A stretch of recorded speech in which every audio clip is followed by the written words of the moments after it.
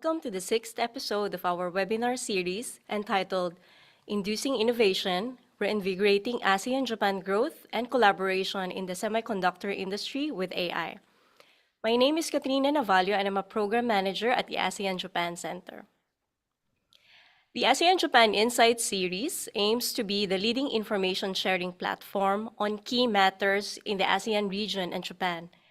Our speakers comprise of leaders and experts from industries, academia, and governments from within the region. Today, the webinar highlights the growing significance of AI and semiconductor technology in driving economic growth and innovation. Through presentations and discussions featuring key experts from ASEAN countries and Japan, we will explore how AI can enhance semiconductor manufacturing, strengthen ASEAN's position in the global value chain, and explore regional cooperation between Japan and ASEAN countries. As the title suggests, innovation and collaboration are essential to revitalizing the semiconductor sector. And by leveraging AI, we can break barriers and unlock new opportunities for ASEAN-Japan partnerships in this evolving landscape. Today's webinar brings together leading experts from several countries to explore how AI is transforming the semiconductor manufacturing and strengthening regional collaboration. We are honored to have Mr. Ferdinand Peri Ferrer, Chairman and CEO of EMS Group, who will share insights on the Philippine semiconductor industry and its role in the global value chain. Joining him is Mr. Andrew Chan, Director of the Malaysia Semiconductor Industry Association, who will discuss Malaysia's semiconductor landscape and the potential of AI-driven advancements.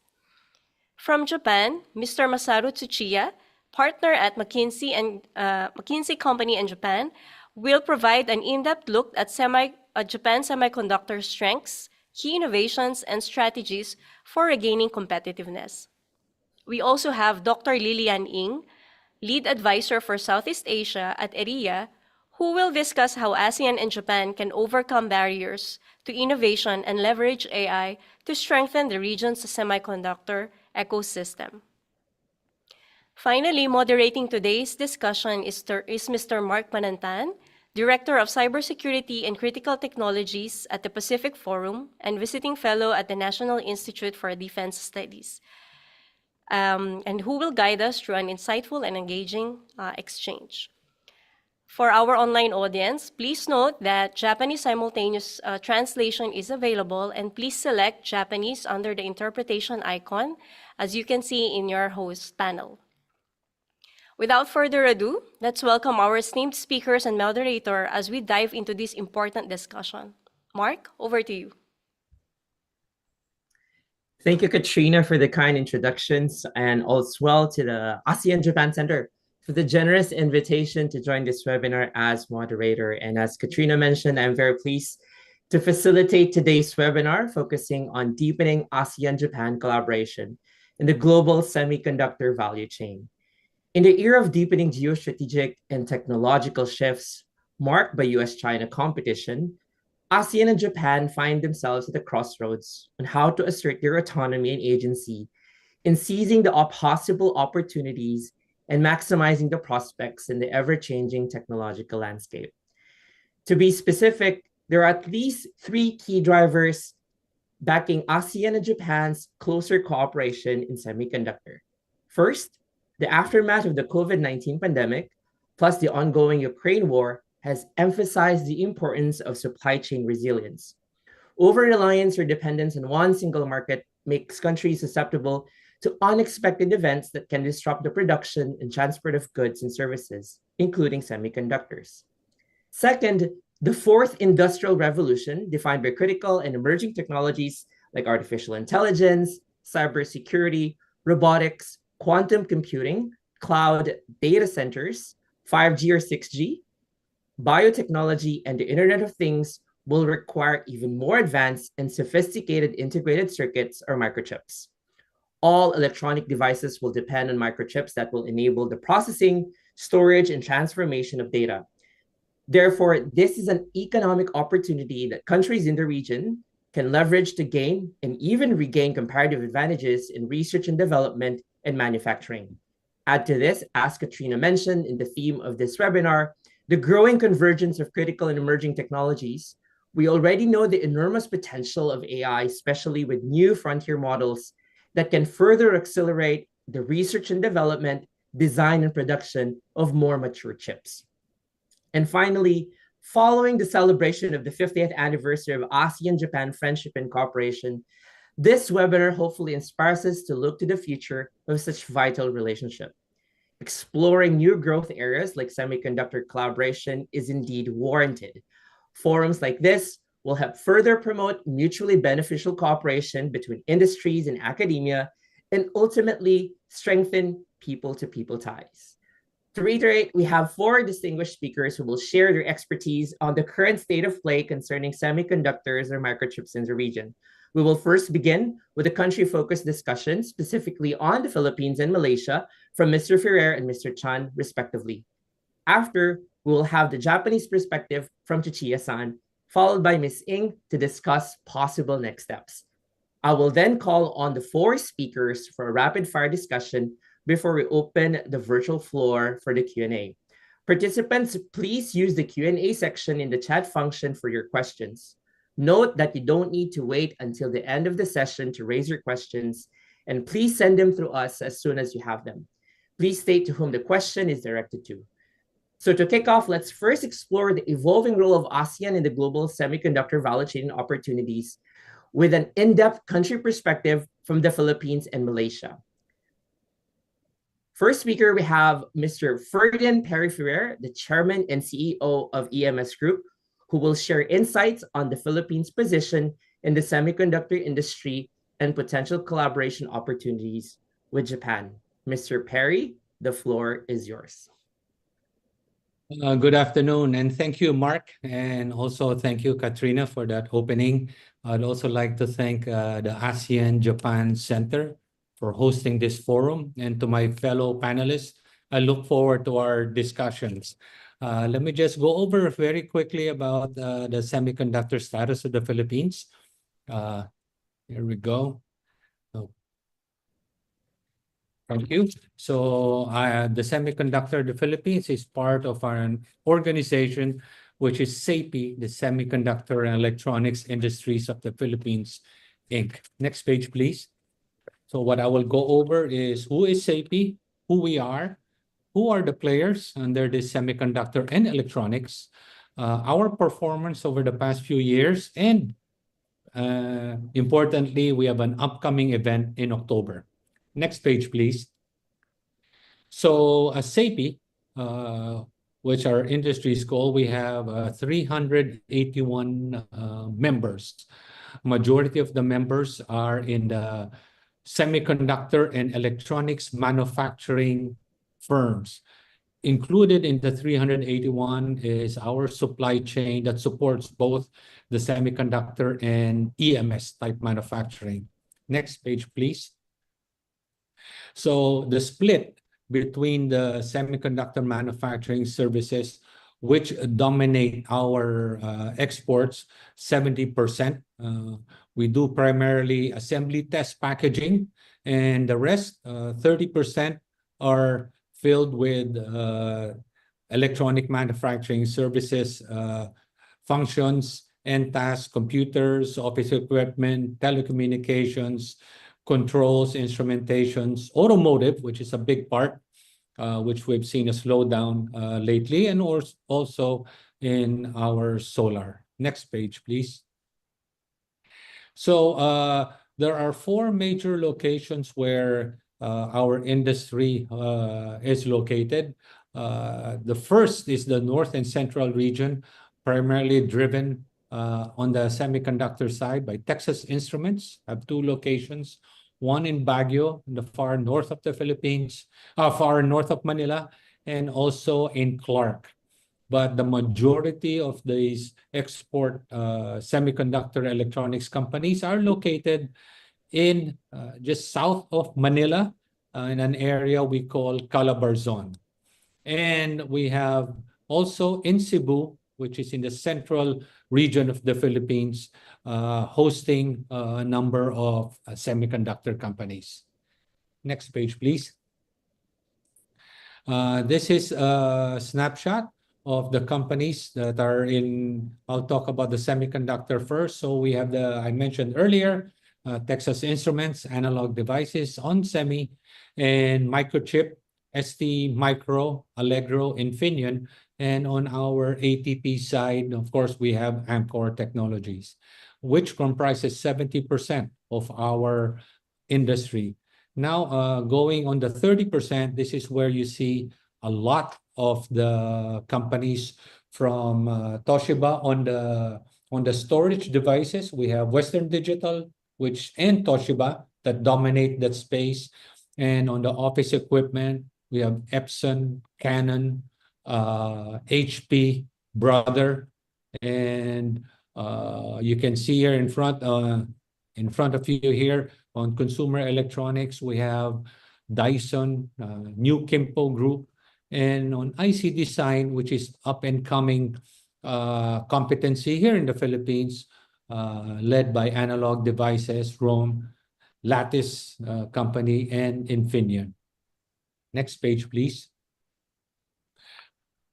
Our industry, SAPI, has a global footprint in terms of relationships, starting off with China and all the way to Europe with SEMI Europe and Association of Electronics Industries in Singapore, and similarly to Taiwan, which is a major semiconductor hub, and also in the United States, which is the SIA Association.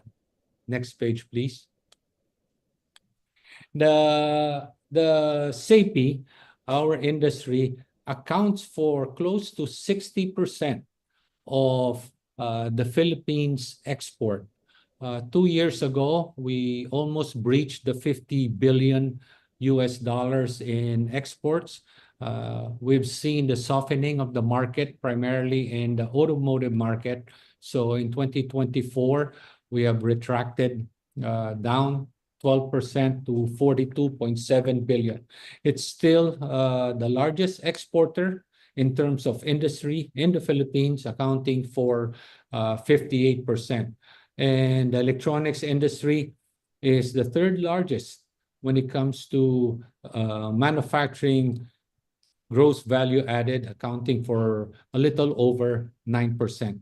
When it comes to employment generation, the industry employs close to 3 million workers, both direct and indirect, including the supply chain in the semiconductor and electronics. Next page, please. So in the last 10 years, as mentioned earlier, in 2022, we've peaked to almost 50 billion in exports. But lately, because of the industry and the softness of the automotive market, we've seen a 12% decline to 42.7 billion. And you can see the projection over the past 10 years. We had a steady growth since 2014. But again, in the past couple of years, we've seen softness in the market. Next page, please. And the export destinations, prior to the pandemic, we were exporting a lot to China and Singapore. But post-pandemic, we've seen the rise of almost 15% to North America, still followed by our Asian neighbors, China, Hong Kong, and Singapore. Japan, we export 6.6% of our exports still go to Japan. Next page, please. And again, on October 28 to 30, I'd like to invite everyone in our Philippine Semiconductor and Electronics Convention. It's going to be held in Manila.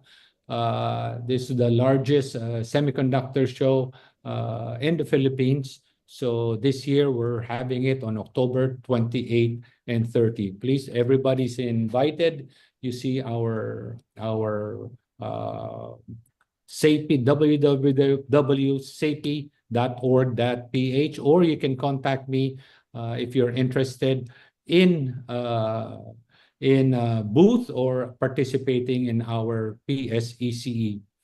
In closing, the recent geopolitical tensions in our region have changed the global economic landscapes, promoting companies to expand and collaborate beyond their traditional borders.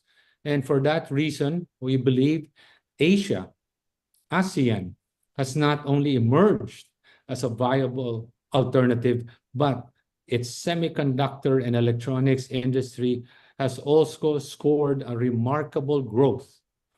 Japan, the Philippines, Malaysia, South Korea, Taiwan, Vietnam, and India continue to invest in their respective semiconductor and supply chain footprint. The Philippines is one of the countries in the region that has continuously expanded its assembly, test, and packaging, or ATP, and now accelerating its chip design capabilities. Despite the challenges, we in the Philippines remain committed and promoting investments in the semiconductor and electronics industry and exploring strategies working with our neighbors. Thank you very much and salamat. Thank you very much, Mr. Freire, for the very positive tone of ending that presentation. Very much hopeful for East Asia, for Northeast Asia, Southeast Asia, and by extension to South Asia, amid the evolving geopolitical and also technological landscape that we have, that indeed Asia is definitely open for business. I think before I proceed to Mr. Chan, I'd just like to clarify a few things based on your presentation. And I'll come back to your response after Mr. Chan's presentation. I think the first question I have is, I would be very curious to know, and I think a lot of our audience as well virtually, if there are specific government initiatives or policies or frameworks that the Philippine government, at least currently the Marcos administration, has put in place to support the Philippine semiconductor ambition. And secondly, you've mentioned the potential for collaboration across ASEAN and East Asia. How can the Philippines leverage its relationship with Japan in terms of achieving its ambition to upgrade into the design and chip design and capability aspects in the semiconductor value chain? So I'll leave you with those two questions for now and be very more interested to dive in deeper. But I now yield the floor to Mr. Andrew Chan, who will give us his perspective on Malaysia on their semiconductor journey. Mr. Chan, the floor is yours. Thank you, Mark. Thank you to the ASEAN-Japan Center for inviting me. It's a pleasure to be here, speaking to a wider audience outside of Malaysia as well. Can we go to the slides, please? Thank you. Yeah, I think I've been given only a few minutes to quickly go through Malaysia, semiconductor, ASEAN, and Japan. I'll try to cover as much as possible. And then if anyone has got any questions, please share your questions and I'll try to answer. Next slide. So a bit of background about the Malaysia Semiconductor Industry Association. Even though the industry in Malaysia is more than 50 years old, the association is only 4 years old.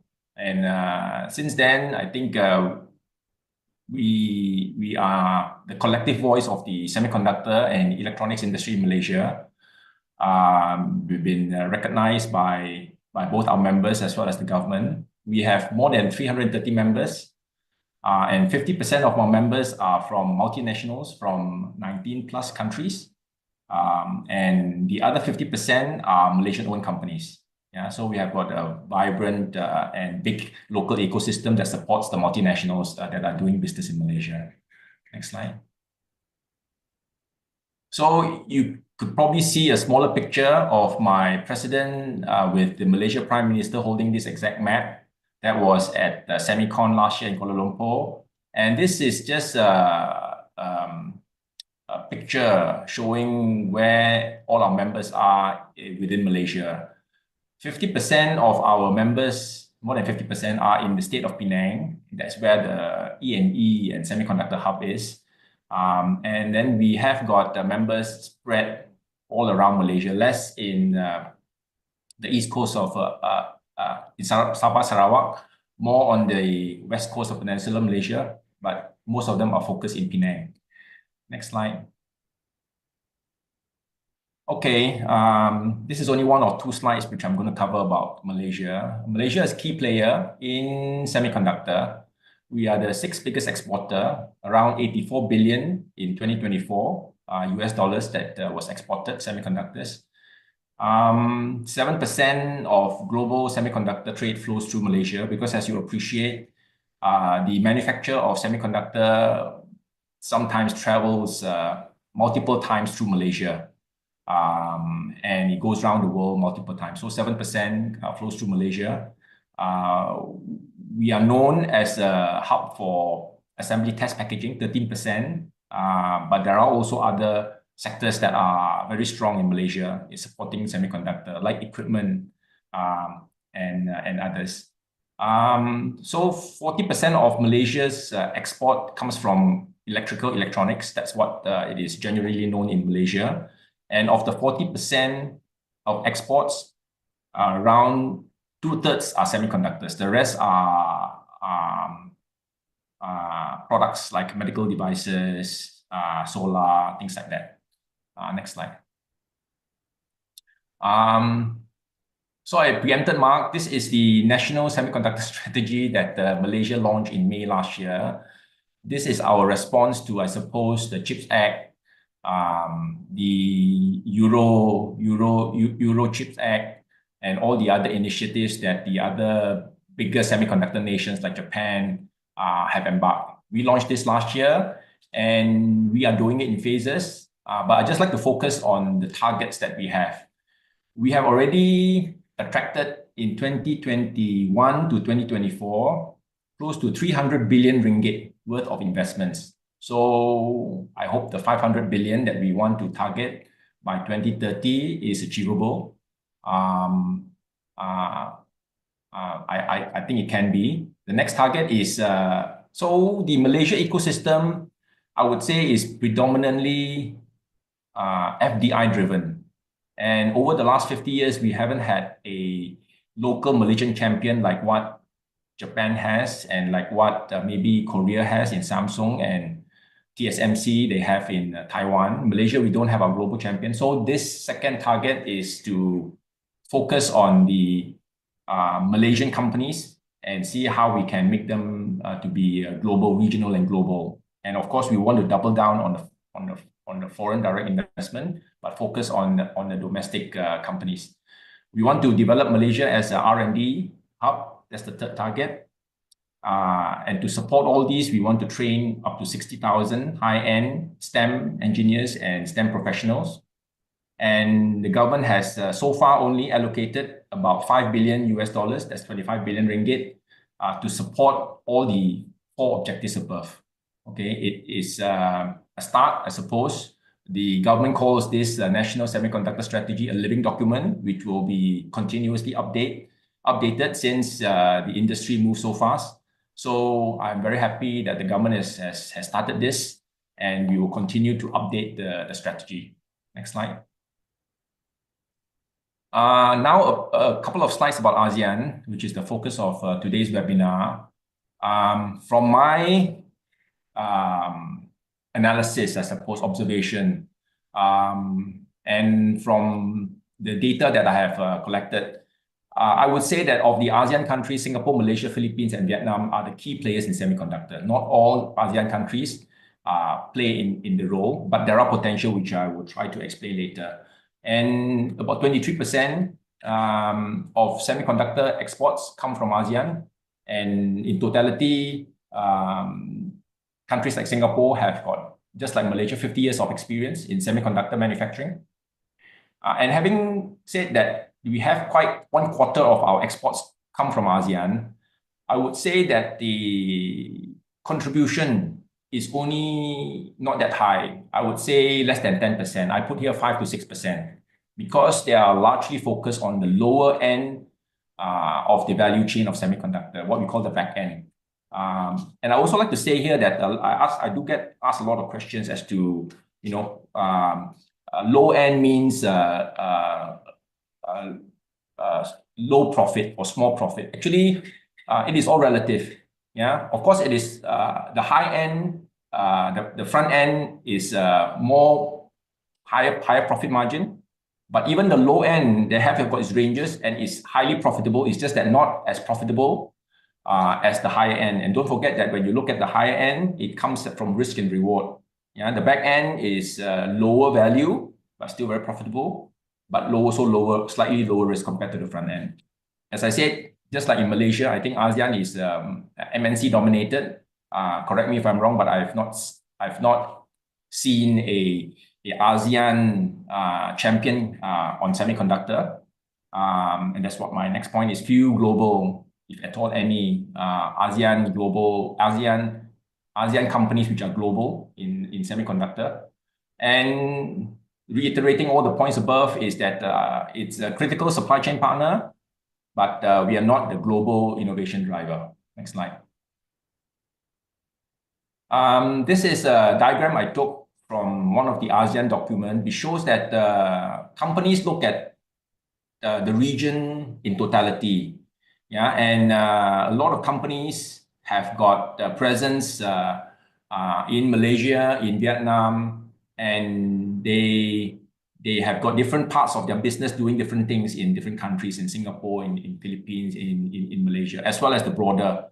And it's very important that ASEAN continue to work together, because even if the investments don't come to Malaysia, I very much hope that it will come to ASEAN, because the spillover from neighboring countries is greater than if the investment went outside of ASEAN, for example. So the strong interconnection by companies in ASEAN is very strong, as you can see. Maybe next slide. Okay, just two matters, one on challenges and the other on opportunities that I see for ASEAN. Even Malaysia, we didn't have a semiconductor strategy until last year. And I can see that there is a lack of coordination between the countries on semiconductor. As I mentioned, there's limited high-value R&D and design capability. It is mainly back-end, and to be fair, it is an expensive business.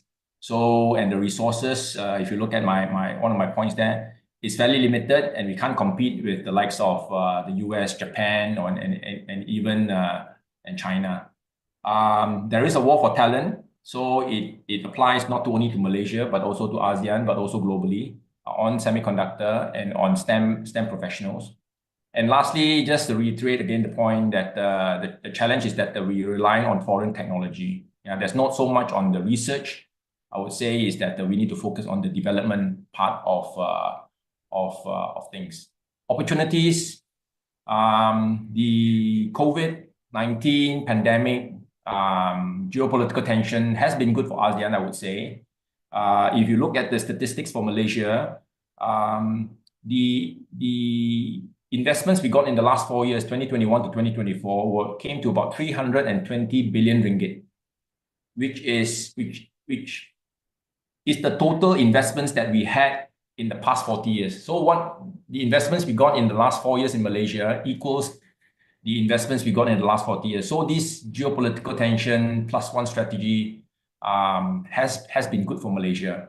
But of course, the challenge then for Malaysia is that have we seen the 2 to 3x in output and contribution? Not yet, because some of the factories are still being built.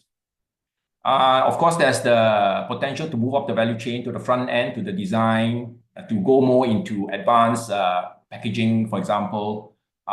Equipment, can we follow the likes of Netherlands move into equipment manufacturing? That's a big opportunity for us. And then, as I mentioned, even though maybe Indonesia is not playing in a semiconductor, but they can, because they have got a lot of raw materials, rare earth maybe, and even Malaysia have got oil and gas, which the industry needs a lot of chemicals. And we have big automotive sector in the various countries, including in Thailand and Malaysia. And Malaysia also has got a big share of automotive chips, for example. So can we have maybe both wider vertical integration and more horizontal integration with semiconductor to other sectors? And on the opportunity, I think there is collaboration opportunities for Japan and ASEAN, which I'll explain in the next slide. Maybe next slide, please. So my next slide, I would think that because semiconductor, I put it that is a once in a generation opportunity. There is opportunity for ASEAN and more collaboration with Japan. Yeah, and to reap these benefits of the second takeoff, I call it. Yeah, we should continue to position ASEAN as a neutral region, so that investments continue to come to Malaysia. The Johor Singapore Special Economic Zone, which was launched by the prime ministers of both countries, can be a test case for ASEAN cooperation. Yeah, and I believe there have been some people saying that it can be rolled out throughout ASEAN. And then we need to move up the value chain strategically. I think that we cannot compete with the likes of the US and China head on. We need to pick and choose and play our cards right. And on the aspect of AI, people say that the last time when you talk about computerization, yeah, that was a big shift in how people do business. I don't know whether AI can be that silver bullet, and whether if it is, whether ASEAN and Japan, we can take advantage of the potential that AI presents itself. And I said that, look, with Japan's strength, with Masaru, hopefully will enlighten us later, and ASEAN's manufacturing know-how, the talent pool we have, I think that combined, we can capture the full ecosystem, what I call a full stack capability. With that, I end my presentation. I'll be happy to take questions later on. Thank you very much. Over back to you, Mark. Thank you very much, Mr. Chan, for that delightful presentation and giving us a very in-depth and comprehensive view of where Malaysia is currently as far as its semiconductor industry is concerned. I think before I go back to my questions to Mr. Perry, I'd like to also point you to two questions. And of course, you've preempted some of the questions that I'd like to but very much aware of about Malaysia's national semiconductor strategy. But I think I'd like to, you've listed so many challenges in those slides, but I'd like to really focus on the talent crunch. And you've mentioned that there is a war of talent that's ongoing, but also I think in Malaysia, when I was in Malaysia last year, there is a lot of conversation about how do we develop the next generation of engineers for us to really implement the strategy. And so I would be very keen to hear any industry academia collaboration already undergoing. Especially, I heard that Sunway University has been very keen in training and developing undergraduate students, but what has been the progress on that one?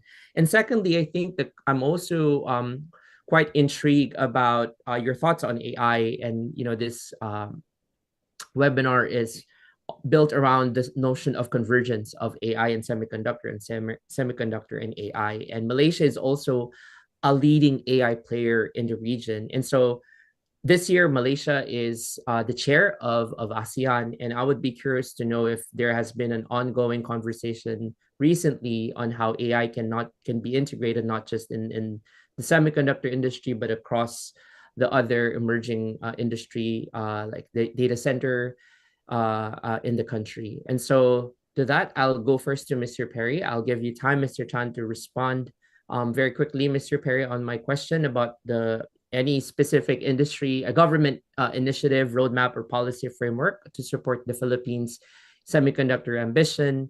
And I think the second question I have is how can the Philippines leverage its relationship with the Philippines to upgrade its supply chain node from packaging to more sophisticated chip design? Thank you, Mark. I was listening to Mr. Chan's presentation, and it's very, very similar to what the Philippines is going through. And I won't be surprised if other countries are also experiencing the same situation now. Similarly to Malaysia, the Philippine government has prioritized the semiconductor and electronics as a priority industry in the Philippines. So now there are dedicated government agencies supporting SAPI, or the semiconductor electronics industry, to the point that we have narrowed it down. Currently, in the next 3 years, is advanced packaging, very similar to what Mr. Chan mentioned, to advanced packaging and chip design. So yes, we want to go up the food chain. We've been stuck in ATP for decades. We've been stuck. And so now we've seen a lot of companies coming over or moving to the Philippines, but asking for more. We want this. Simply because aside from the government incentives, and we have new incentive to create more, which makes it easier for investors to come in and start in the Philippines. But the Philippines has one of the youngest populations in the ASEAN. Our average age is 24.7. We turn out over 800,000 graduates every year. So this is one that, if we always look at country per country, I like the word war for talent that Mr. Chan said, and we will continue to have that war on talent. So I think in ASEAN, in particular, we should have a common, collaborative effort in putting together and developing our talent, our STEM, our semiconductor talent, because I truly believe it is Asia's time now, versus the West or versus EU. It is Asia's time in the next 20, 30, 50 years. We have the population, we have the young talent, and we have the innovative minds.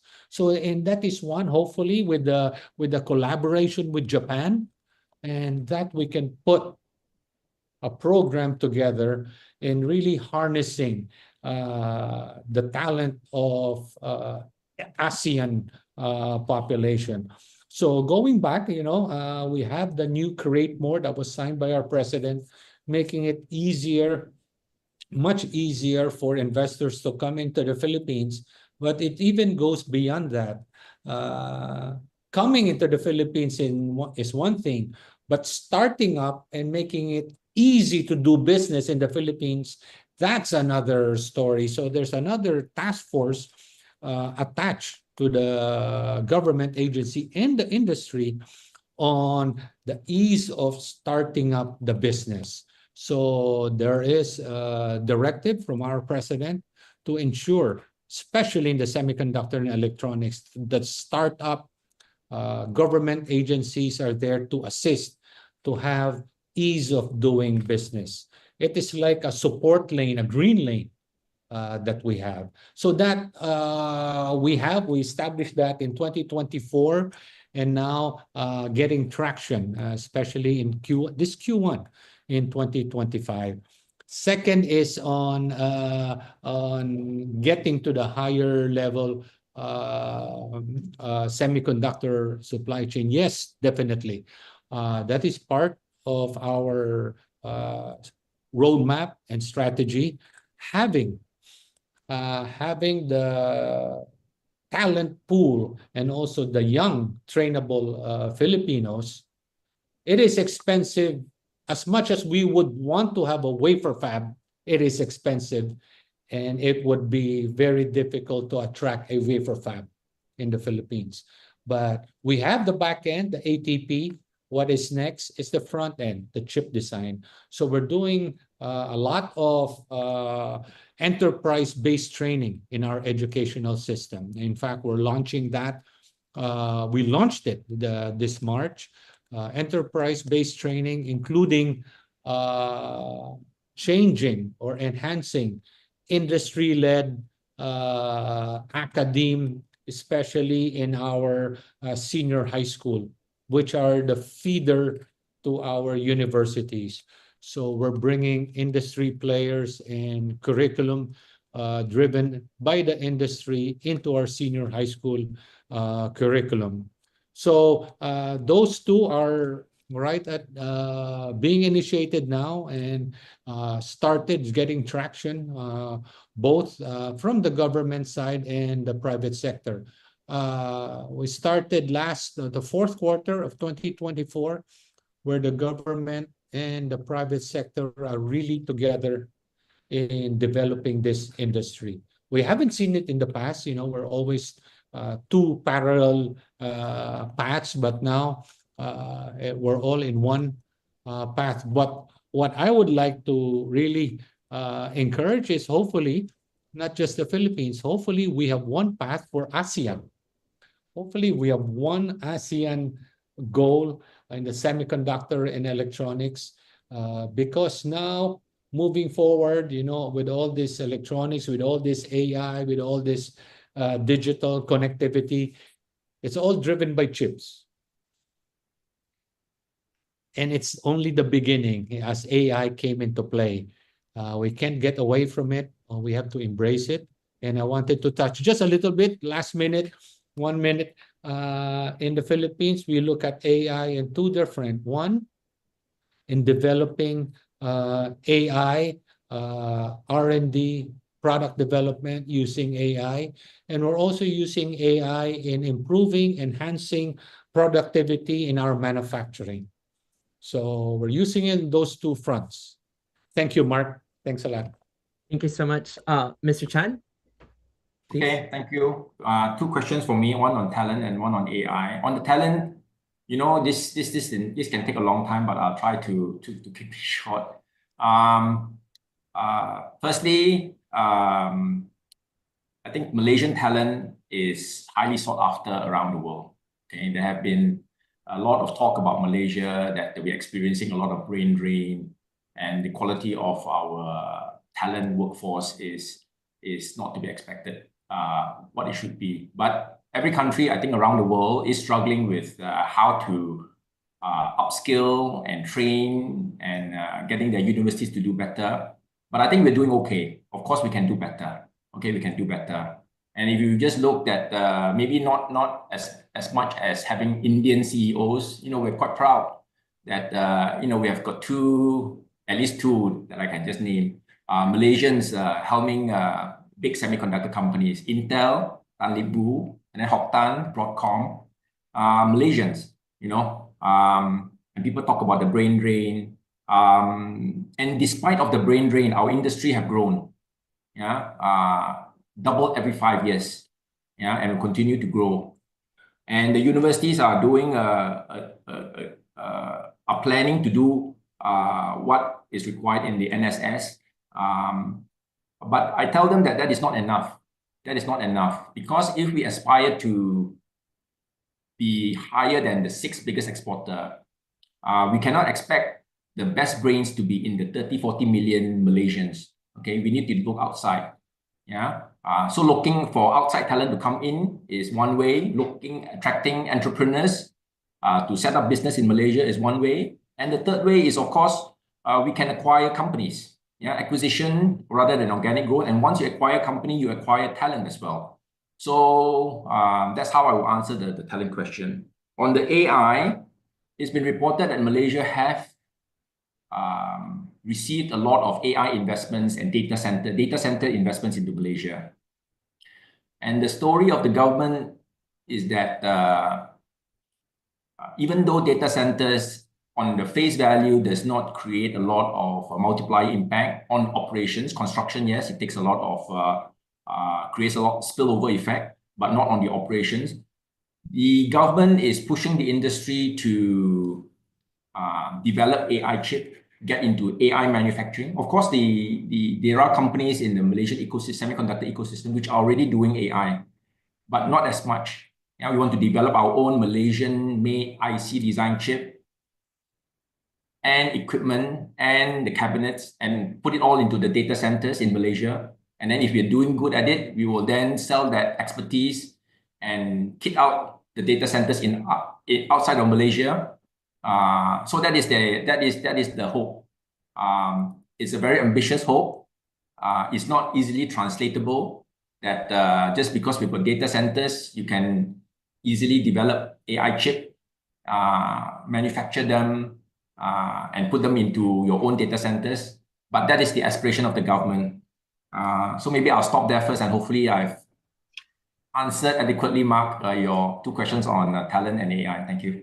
Yeah, absolutely. Thank you so much for those responses. I do have a lot of follow-up questions, but I'll keep them until the end because we have two more incredible speakers who are, I'm sure, very eagerly to chime in.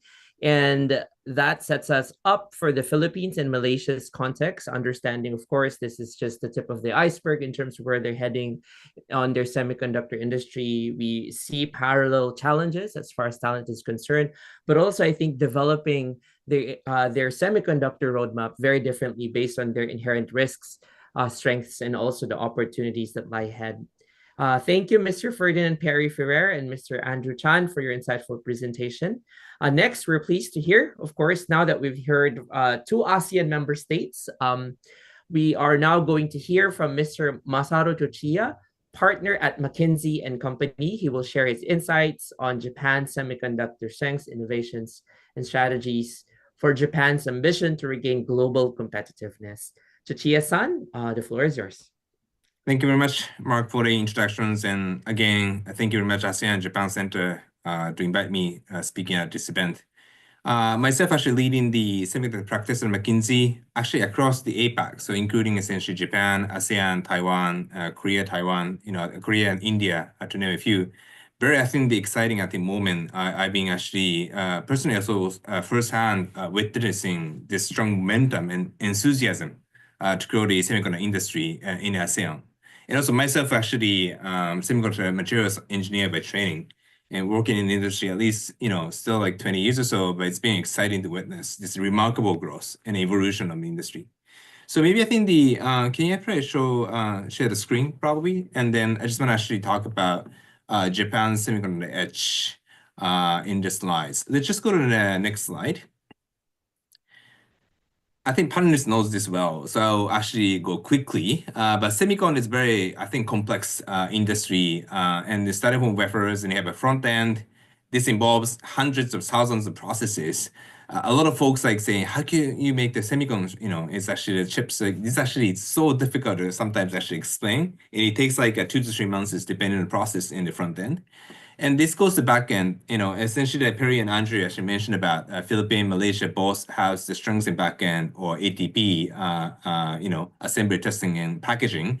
That's on the back end side. So most of the time, wafers are made in like Taiwan, Japan, actually sent to back end facilities in Philippines, Malaysia, these days also China and Taiwan as well. And then that will eventually actually go into the end use. And then in order to make these devices, you need a substantial amount of equipment and materials to make the devices. That's where actually Japan is quite strong at. And I'm going to be showing that in the next slide.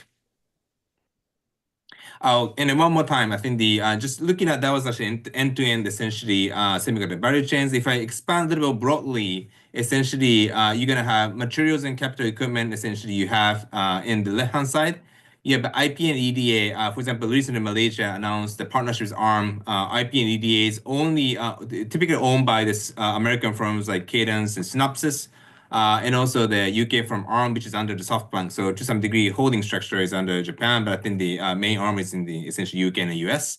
And then you have IDM and fabless, and then wafer foundries and OSHA at the IDM. So I just represented an example, like top 3, just Malaysia is there, but Philippines is also very important, I think, player in OSHA and IDM. And the other components like essentially capacitors, interconnects, PCB, these are also coming from, I think, the Japan, Taiwan, China, and the EMS and ODM. So if you look at the flag, essentially where Japan is good at is essentially number 1 is materials, and number 2 is a capital equipment. Number 3, I think there are some actually analog and essentially memory and also power players have substantial, I think, the fab players, IDM. IDM stands for integrated device manufacturers. And also we have, I think, the components like capacitors, PCB board, and these things, I think we also have a strengths in it. So that's actually where I think Japan is, I think, good at it. Let's go to the next slide. And then if you look at the materials, I think on the left-hand side, we've been listing up the top 16 material categories by spend. And then if you look at the share of the Japanese companies, and we are highlighting essentially 50% plus in the blue circle. Essentially, as you can see here, essentially about 11 out of 16 category, Japan is 50% plus. And if we expand that to 20% plus, essentially like 15 out of 16, essentially top categories. So meaning I think the Japanese, I think chemical industry essentially doing the job as a ninja, supporting semiconductor value chain. And then that I think the role is very essential, right? In the end-to-end semiconductor industry. On top, essentially, if you look at the right-hand side and equipment side, you have, I think, the front-end equipment, which is essentially Tokyo Electron, Screen Holdings. These are some of the companies quite good at it. Japan is really good at, I think, some of the wet etching tool, wet chemistry tools, whereas I think the Americans, Europe is good at essentially dry tools and also some lithography tools.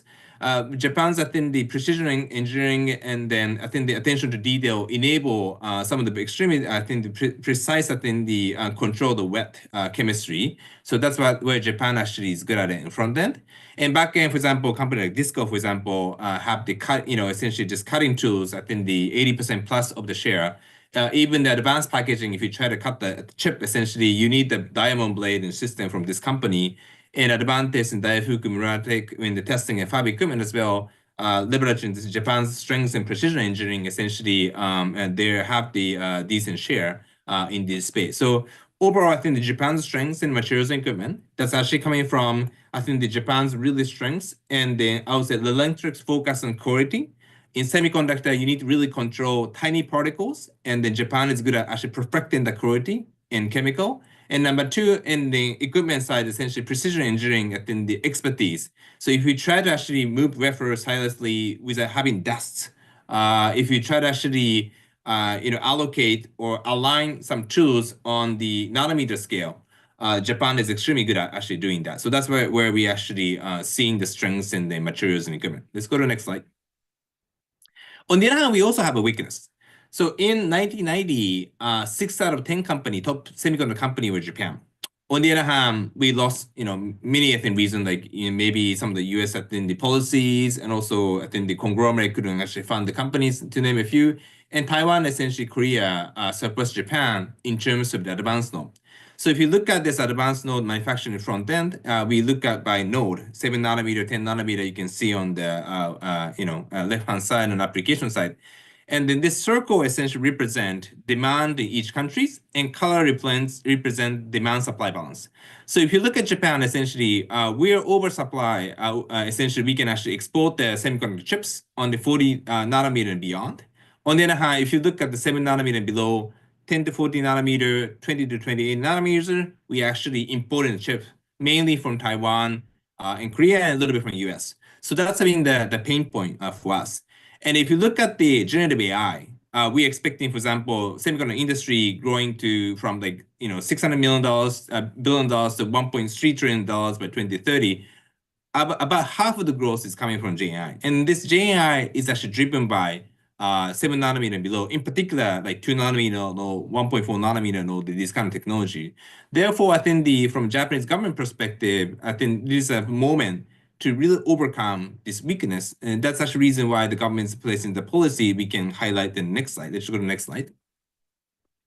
So Japan essentially, semiconductor strategies eventually try to create a renaissance of this advanced in the manufacturing. And then this time, essentially, the Japanese government decided to collaborate with, I think, the US and Europe to bring the technology, and also Taiwan as well. Last time, it's in the 90s, I think they tried to, do it by themselves, creating some company like Renaissance consolidating. Some sense it can work out, but it didn't work out. So this time we just tried to actually work with, I think, the leaders in the industry as well to incorporate essentially the technology inside. As you can see here, essentially, Kioxia used to be the Western Digital, now split into SanDisk. They have the 3D NAND technology. Micron's doing the 1 beta and 1 gamma, essentially this is using the EUV on Hiroshima as well. And TSMC actually, I think, created first, I think, the fab in Kumamoto, and the second is also actually ongoing. And as you can see here, essentially, they try to fill the gap of the 7 nanometer and beyond, or actually, I would say 28 nanometer and beyond by having this. And then one notable example is Rapidus, which is a very challenging situation, probably. They're actually incorporating technology with IBM. 2 nanometer is actually now, I think TSMC is ramping up. They try to actually launch the technology 2 years from now. And then that's going to be a substantial challenge for us. But I think it's very aspirational, I think, the target to overcome the essentially the challenges we've been facing. So that's overall, I think, the situation for Japan. Let's go to the last slide. I think I fully echo, I think, the Perry and Andre and the point of collaboration, I think, the Malaysia and the Philippines. And I personally actually spend substantial time to ASEAN as well. I should travel almost every week, sometimes every month at least these days. So it's a very exciting time. But one thing I actually feel, I think the country like Philippines, Malaysia can do is actually localization of the supply chain. When I was just working, for example, some of the backend fab at the Malaysia, if I look at the spend of the company, often the time, even simple products like leaf frame coming from China, materials coming from Korea or Japan, can we really localize that? Because I think if you can localize that, essentially you can empower people. And as I mentioned, Japan's strengths in the control the material or the materials. And if you can control this material and pay attention to details, and then eventually have the high quality material constantly, that will actually create substantial opportunity to attract the industry as well. More players will be interested in coming to Malaysia or Philippines to have, for example, front-end fab or advanced packaging.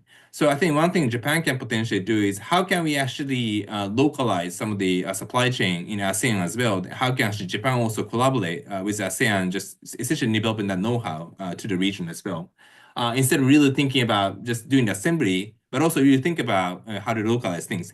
And Japan being successful, for example, in the previous example of TSMC in Kumamoto, government set the target of 60% by 2030 localization target. And Japan also faced the same problem. The Taiwan had the advance in the material value chains for the front end. On the other hand, Japan didn't have it. But essentially, Japanese government actually had the soft target doing so, encourage them. Can we do the same thing, for example, to actually increase the GDP of each country? So that's one thing I think Japan can potentially collaborate with ASEAN nations. Number two is talent. I think anytime I talk to, I think the factory managers and the ASEAN nations, they struggle to train people essentially. And then if you think about Japan, I think we are facing the population decline. And I think I admire, I think the comment from the Perry about average age of 24 so and the 800,000 graduates. Oh, very envy. Japan is like almost average age of 50 years old. Population-wise, quite similar, probably. There's a substantial differences. And then if you look at the challenges of the Japanese university, I think the government estimates, I think 2017 was actually peak year for the Japanese, I think, college enrollments. And we are expecting that to decline to 490 or 500,000-ish by 2040.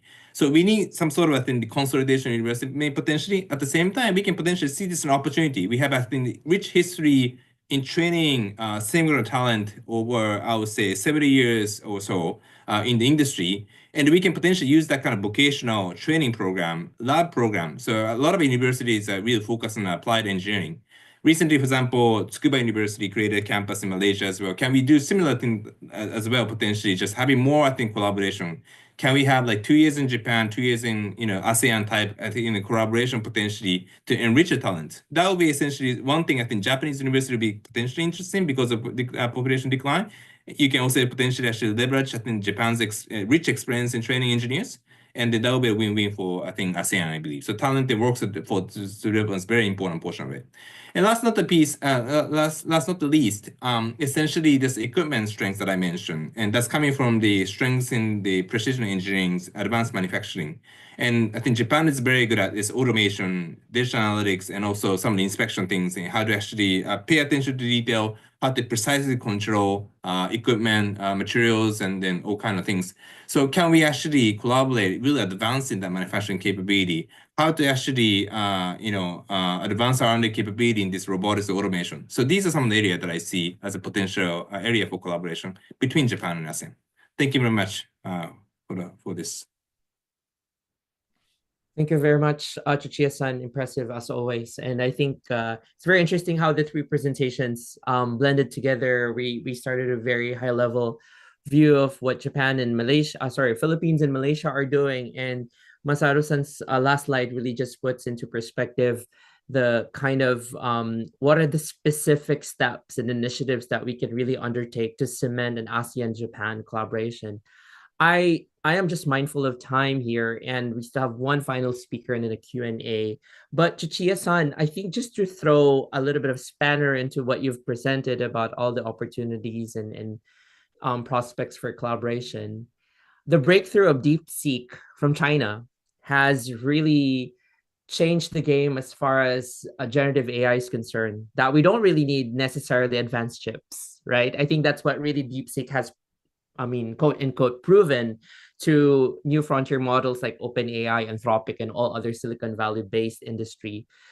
To your understanding or to your perspective, how will that AI breakthrough, at least from China, can impact this ongoing momentum that all of us are going to build the next 2-nanometer semiconductor? And here's DeepSeek telling us all that we don't need to spend so much thinking about advanced chips. And so how, from your perspective, from Japan's perspective or interaction in the region, how has that changed the calculus as far as chip production design and investment is concerned over the last couple of months? Yeah, I think our perspective as of now, DeepSeek is essentially many things needs to be confirmed. But if you look at some of the concept they've been hearing, maybe like a mixture of expert models and name a few, these are the concepts actually hanging around there. So even if that didn't happen, probably somebody can come up with probably in 6 months or 8 months or so. So it's a little acceleration over a trend. So I think it's some degree it is encouraging, I think, the Gen AI to, I think, the progress more.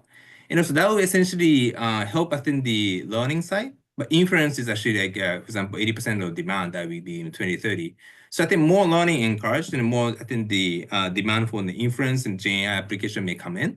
So if you look at the stock price of NVIDIA, so initially they kind of, I think, the decline, but then just stay there a little bit. So I know we just need to actually confirm many things, and then we don't really have a 100% confirmation saying innovation always actually drive, I think, the many demands and various things. But I think the demand for the advanced chip still exists. I think it's just simply accelerating the trend in many ways.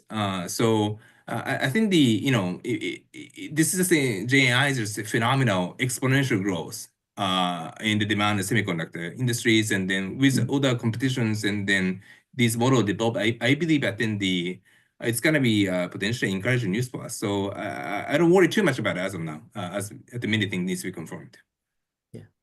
Chichia-san, thank you so much. I think we have so much to unpack from your presentation, especially I think we are seeing a viewpoint here that some countries in ASEAN would like to create their indigenous national champion, but also your from Japanese perspective, particularly the concept of economic indispensability and from economic security. I think we also saw in your presentation how countries can specialize a specific segment and can really rein in ownership or leadership in that particular node. So I think there's a ton of perspective that needs to be unpacked, but I'll definitely come back to that and proceed now to our final speaker for today with Dr. Lilian Ng, the lead advisor for Southeast Asia at the Economic Research Institute for ASEAN and East Asia, or ERIA. Dr. Ng will discuss how ASEAN and Japan can overcome barriers to innovation in the semiconductor sector and also leverage artificial intelligence to strengthen the region's semiconductor ecosystem. Thank you, Dr. Ng, for waiting patiently. We are very thrilled to hear what you have to say. The floor is yours. Thank you, Mark. A very good afternoon to everyone. It's really such a great pleasure to be in the same panelists with Mr. Ferrer, Mr. Chan, and Mr. Suchia. I really appreciate your time. Can I have my slide, please? Before I start, let me share with you two simple observations. First, Japan was the global player back to 1980s. Japan was the largest player in the semiconductor, right? Contributing 50% of global sales in the semiconductor industry. Until 1986, Japan was pushed by the US to sign one of the most controversial agreements in 1986 on semiconductors between Japan and the US.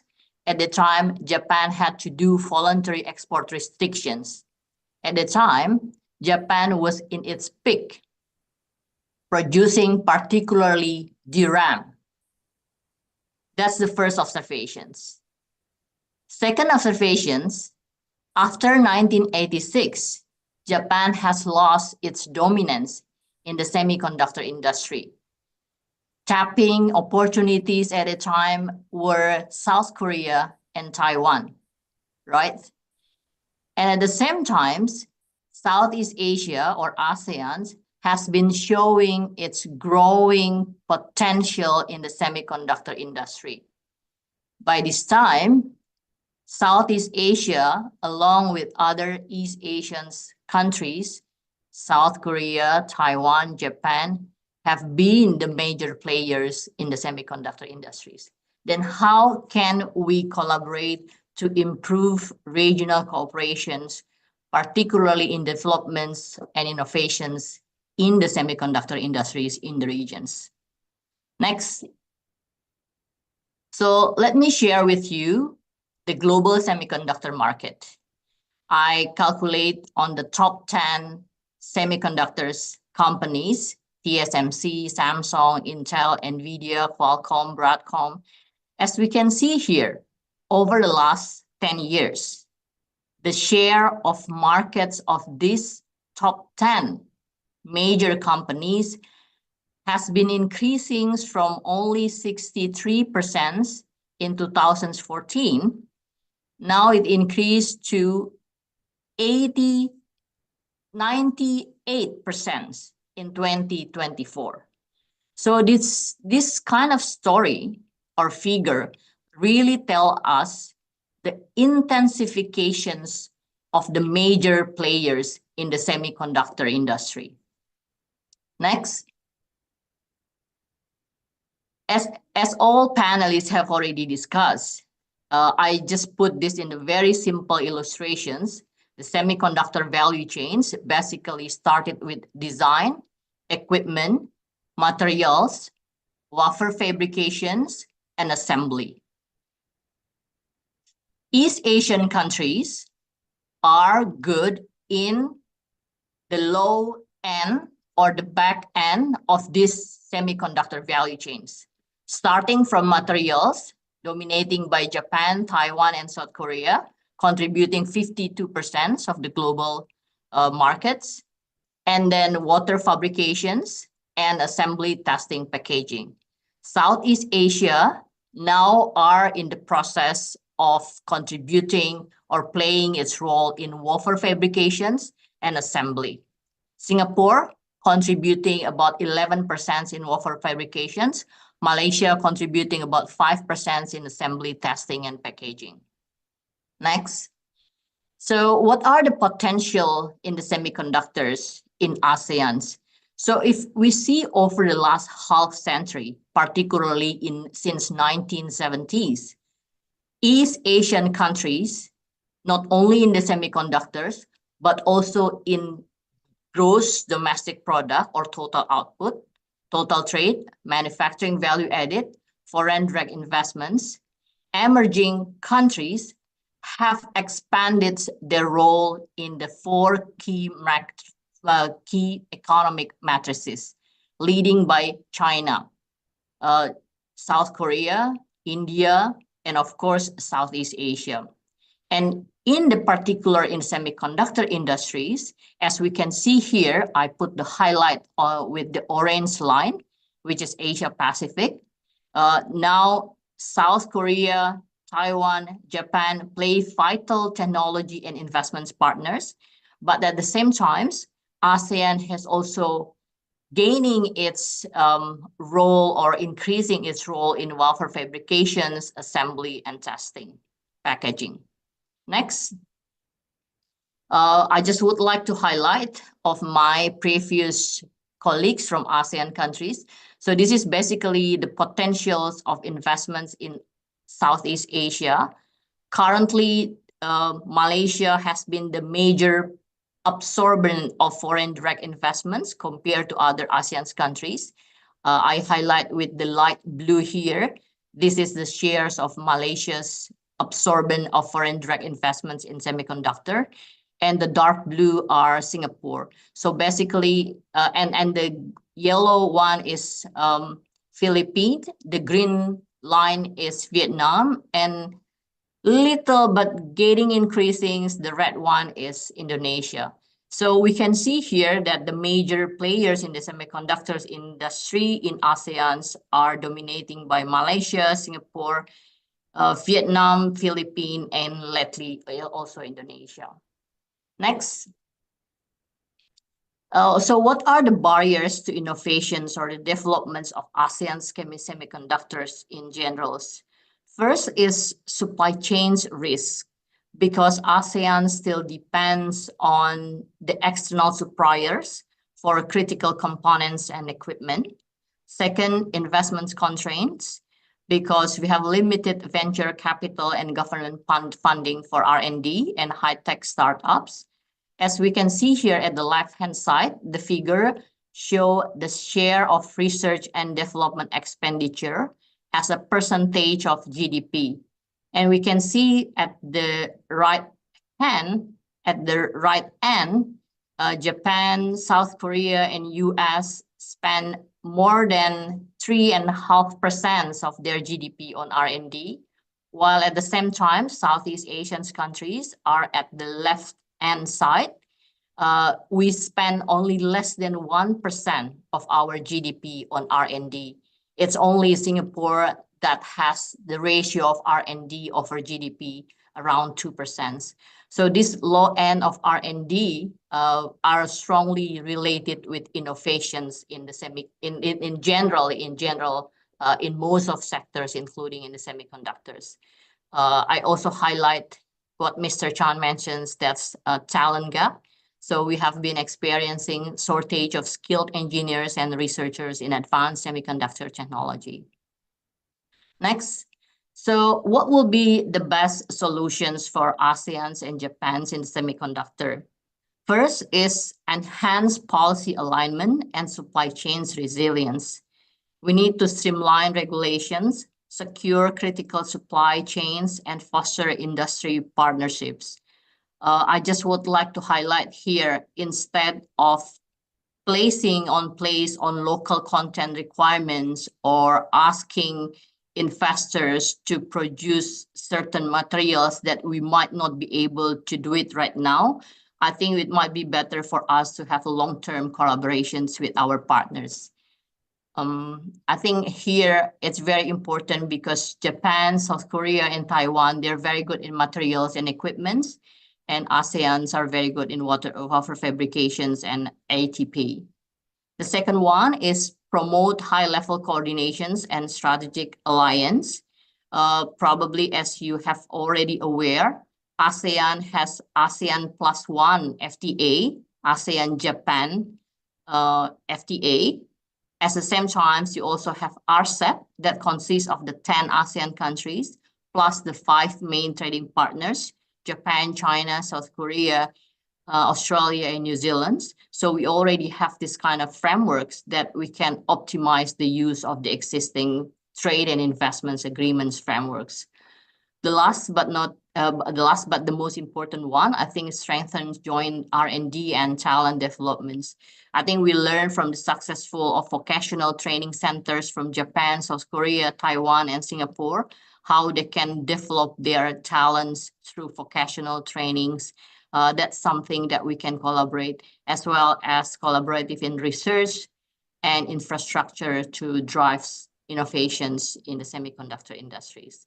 I'll stop here. If you have any difficult questions, you can give it to the other panelists. I'll take the easy ones. Thank you.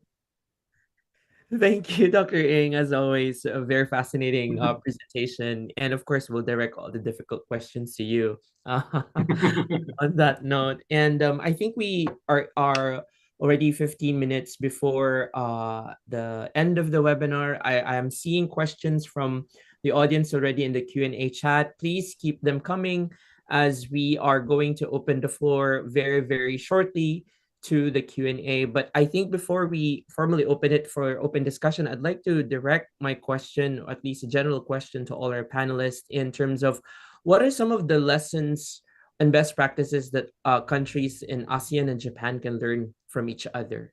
And I ask this because I think right now at the very onset of this webinar, the goal really is, I think we see ASEAN and Japan in a very parallel lane where ASEAN is trying to gain its comparative advantages and upgrade in the supply chain in semiconductor. Japan, on the other hand, has a very interesting story. It wants to regain its glory days back in the 80s, as elaborated by Dr. Ng. But I think the current climate that we are in forces us all to always recalibrate, to reevaluate and assess. And last year, the national semiconductor strategy in Malaysia was formulated, and now the US is undergoing a different political approach in terms of its engagement in the region as far as the CHIPS Act is concerned.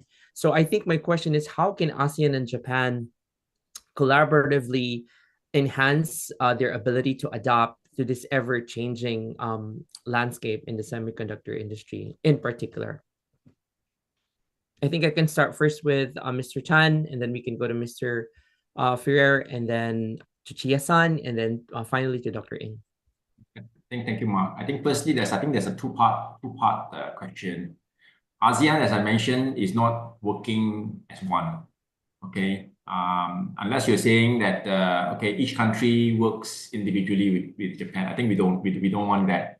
Okay, I think before COVID, many countries and governments didn't realize the importance of semiconductor. But today, actually, I am engaging with so many foreign countries and stakeholders from different countries, asking about how to get into the semiconductor ecosystem, how to build semiconductor industry in their respective countries. So there's so many competitors now, and I think Malaysia, as the chair you mentioned just now, Mark, of the ASEAN chairmanship, we need to see how we can get ASEAN to work together.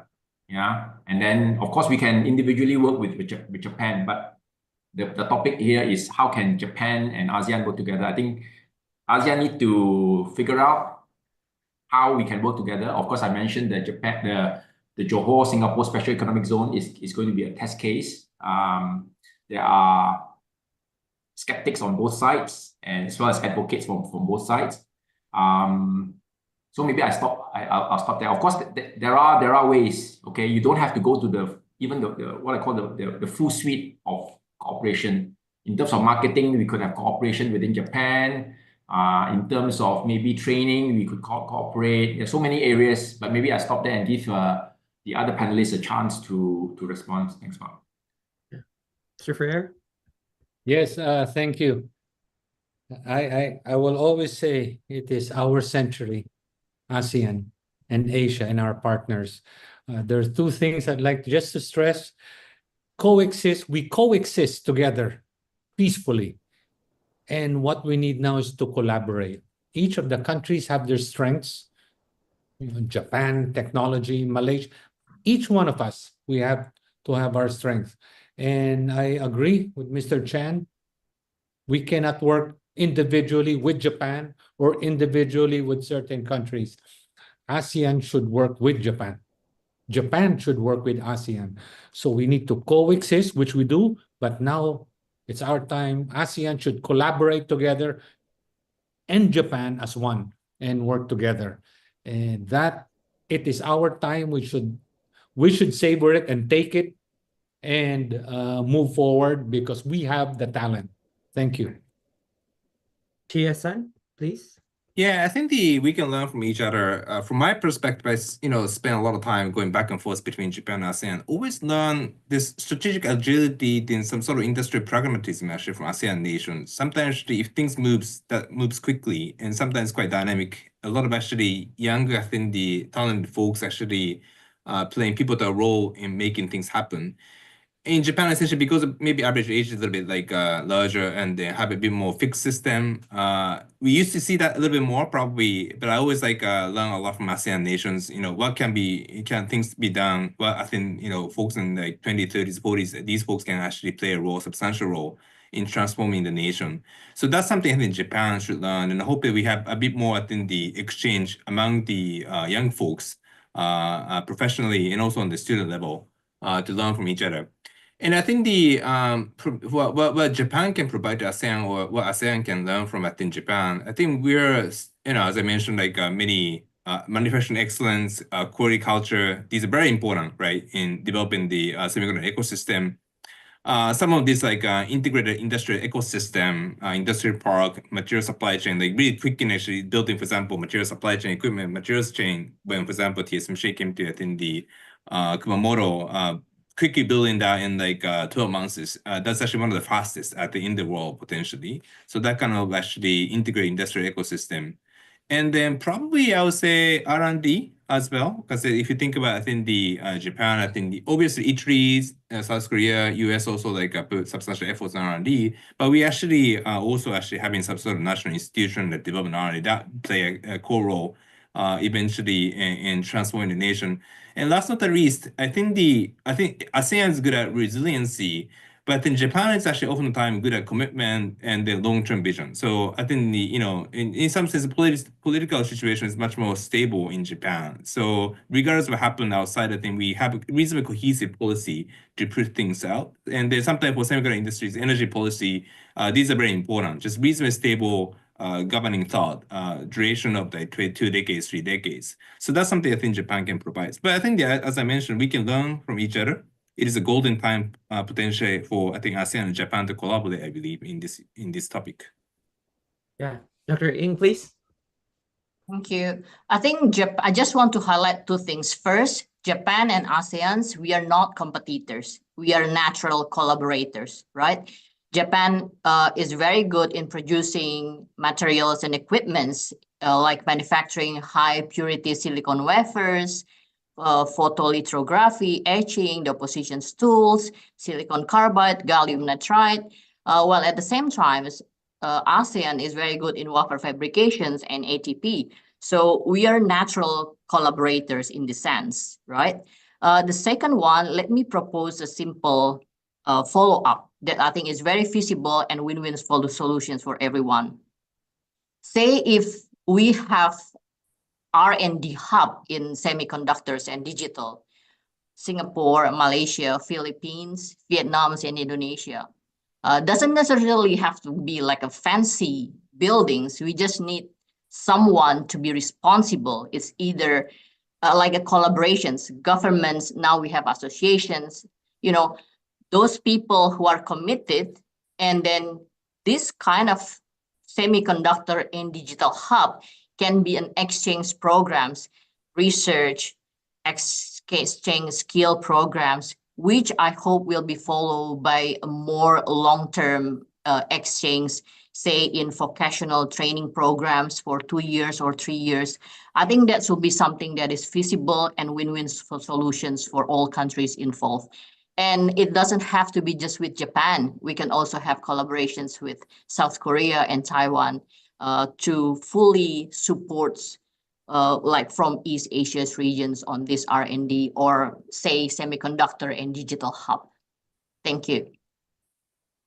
Thank you very much, Dr. Ng. I think we have covered a lot of ground. We have very few more minutes for the questions that were raised on the Q&A.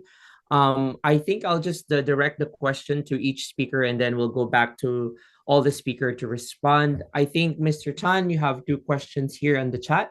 The first is, what are the benefit Malaysia offers to IC design company in terms of IP agreement signed with ARM recently? Is there any restriction to access like IP processor EDA tools? Second question is, what benefits Malaysia offers for IC design training?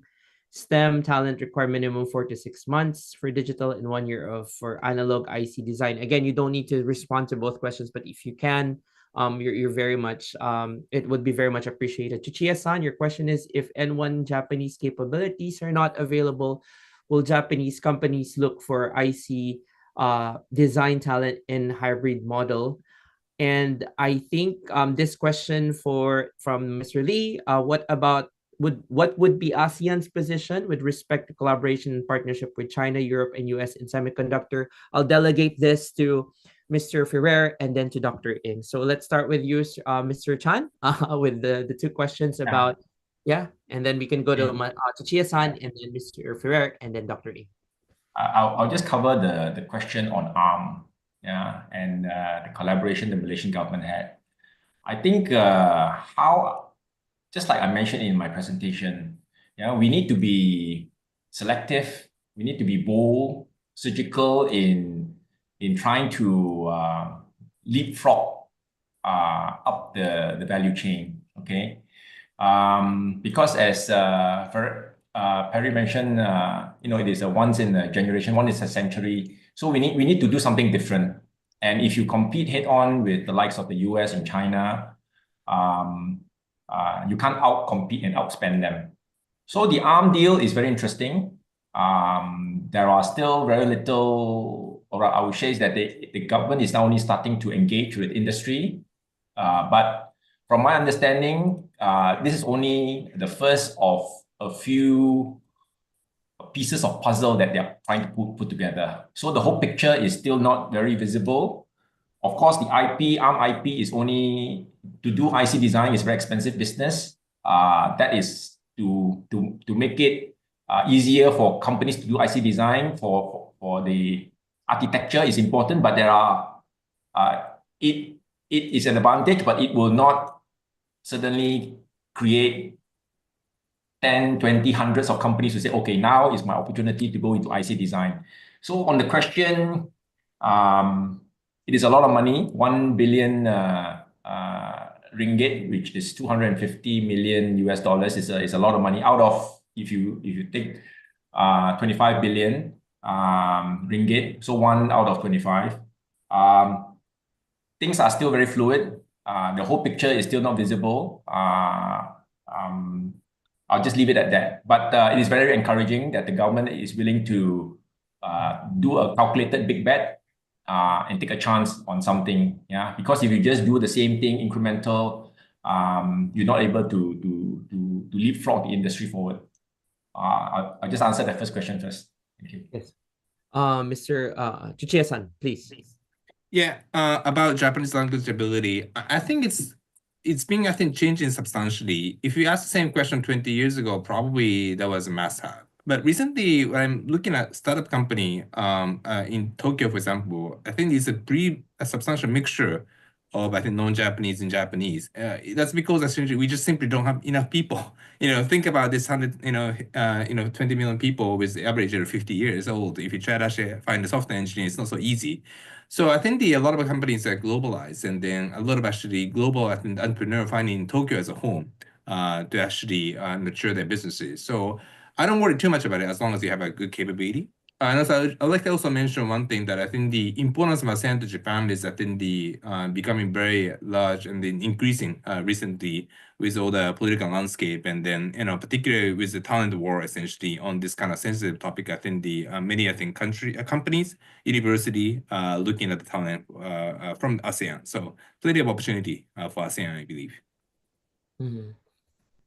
Thank you so much, Chuchia-san. I think our final question would be position of, we've mentioned ASEAN's and Japan's openness to collaboration, and semiconductor supply chain doesn't exist in a vacuum alone. And I think this question is about ASEAN, Japan's position with respect to collaboration in partnership with China, Europe, US, and Korea, for instance, and Taiwan as well. Mr. Ferrer, and then we'll get to Dr. Ing, and then we'll wrap this up. Was that for me, Mark? Yes, I think the basic premise of this question is just really, I think, to expand it a little bit more, is ASEAN Japan's position, thinking about collaboration and partnership with other partner countries. It doesn't need to be the 3 countries listed here, but going beyond the scope of ASEAN Japan, who are the other potential ASEAN, countries that are closest? ASEAN as one group, we are friends to all.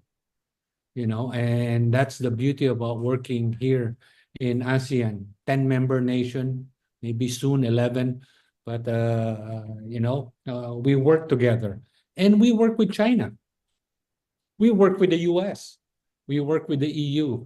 So I don't think we in ASEAN need to take sides. We need to find our place.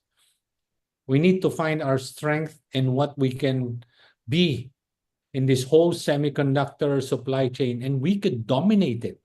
We cannot go pound for pound, dollar for dollar, but we will have our niche, and our niche will be the future, the more advanced ICs that we can develop with the help of our friends in Japan.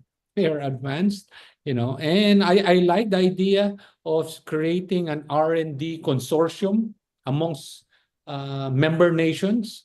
All of us work together, we can work with our government. We'll suggest to our government, our Department of Science and Technology, we should be there. We should be part of that consortium. And I believe I like the suggestions. I like the discussions, and I hope it doesn't end after this forum. I hope something happens after this forum. Mark, we in ASEAN will work independently with each of the regions, whether it's China, United States, or EU, in providing the best products, the best technology and innovation moving forward. And that's what we want to be known for. Thank you. Thank you, Mr. Per. Dr. Ng, please, the final word.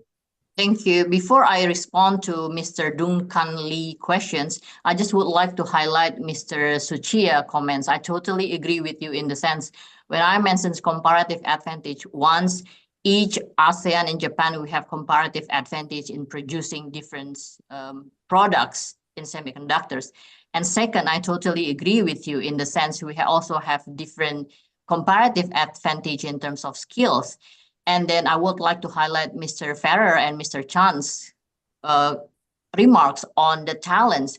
ASEAN has 697 million populations. 55% of our populations are in labor force, aged between 20 to 59, 55%.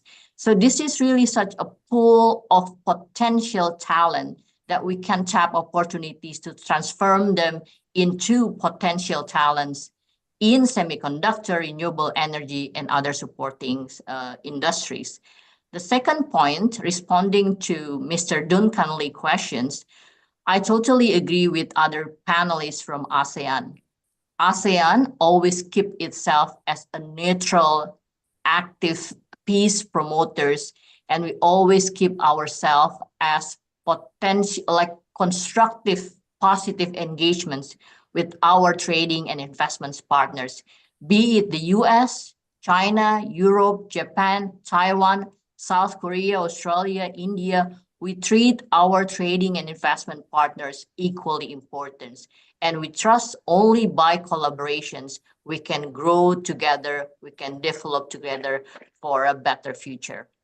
Thank you, Mark. Thank you, Dr. Ng, for that final word. And again, we could not express our gratitude for having this powerhouse panel of experts. Join me in thanking Mr. Chan, Mr. Ferrer, Masaru-san, as always, and also Dr. Ng for your wonderful expertise and remarks and candor in this afternoon's ASEAN-Japan website webinar insight series. I will now turn over the floor to Katrina for the final remarks in this afternoon's webinar. Katrina, the floor is yours. Thank you. Thank you so much, Mark. I think that is a very in-depth and dynamic exchange that we just had. And we also wish to thank you, Mark, for facilitating such an efficient and engaging discussion this afternoon. We at the ASEAN-Japan Center as a Trade and Investment Promotion have definitely taken note of all the points of discussion, and we hope to continue our collaboration in this area in our next activities and programs beyond this information sharing webinar. And with that, we would like to thank everyone for your active participation and question from the audience. We would also like to inform that upon the approval of our panelists and speakers, we will be uploading their presentations afterward in our webpage. So please stay tuned in our webpage, that's asean.or.jp. Meanwhile, we also appreciate receiving your feedback to continue improving our programs and activities, and we hope that you would fill in the survey form that will be enclosed in the following email after you leave this webinar. So once again, thank you so much, and we hope to see you again in our next installment of ASEAN-Japan Inside series. Have a great afternoon, everyone. Thank you, everyone. Bye-bye. Thank you very much, everyone. Thank you. Thank you.